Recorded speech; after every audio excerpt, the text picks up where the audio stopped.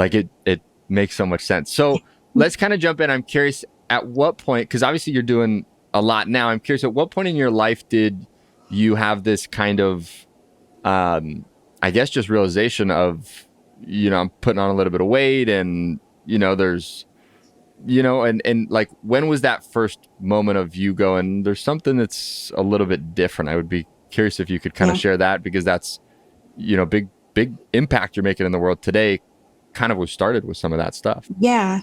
So it was kind of a 2 point process. Like when I got pregnant with my second son, my first live birth, about 5 months pregnant, I started swelling really badly. The first doctor I went to, and I was heavy, but I wasn't as heavy as I was at my highest. Yeah. And the first doctor I went to told me, "Oh, it's just because you're fat and it's summertime and you're going to swell." But it was so extreme that I felt like that can't be the answer. And I've always been a person to listen to myself. It just Yeah. didn't feel right. So I searched and searched and searched, found another doctor that would take me that late in my pregnancy. She saw me. She said, "Nope, we're putting you on bed rest. This isn't normal. We're going to figure out what's going on. We're going to take care of you."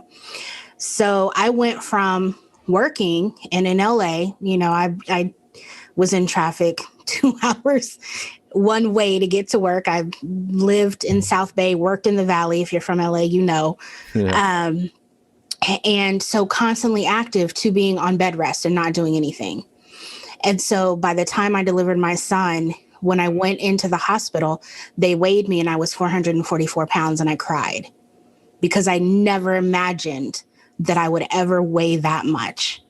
And so I gained well over 100 pounds with my pregnancy. And that was the first realization that, okay, something's going on. This isn't okay for me. This isn't where I wanted to be. I had my son. I lost 90 pounds, feeling really Let's great. And go. surprise, baby number two. Oh no. And Yes and no. yeah, she was an amazing birthday gift. Um, but in the midst of my pregnancy with her, my husband lost his job. It was a downturn in the economy. Everybody was struggling and it became incredibly stressful. And once I had her, my priority was no longer my health. My priority was my family's livelihood. And it was incredibly stressful and I could not think about myself. And so I ignored everything about my health. I didn't look in the mirror. I didn't pay attention to my weight because that wasn't the priority. The priority was making sure we still had a house, was supporting my Yeah. husband as he was, battling with the feelings of not having a job and providing for his family and a Totally. newborn and a toddler and all the things, Just right? so much going on. Yeah. And so my family and I had a really tough time. We lost our home. I ended up having a really difficult time with my husband, was in the process of leaving him. And then we lost the place that we were living. And we ended up as a family of four homeless in a hotel for over 9 months.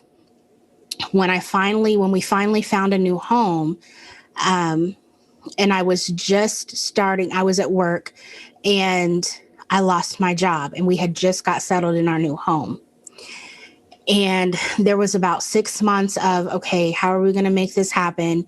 And I still at this point didn't acknowledge where I was weight wise. Hmm. And I even in my head, I'm constantly like, I'm going to improve myself. I intentionally got a home that had stairs. We got a condo. So I was like, because at least I walk up and down the stairs. Like Yeah. that's some exercise, right? Yeah. Can't afford a gym, but I can walk up and down the stairs. And then in December, Christmas Day of 2015, I lost my cousin.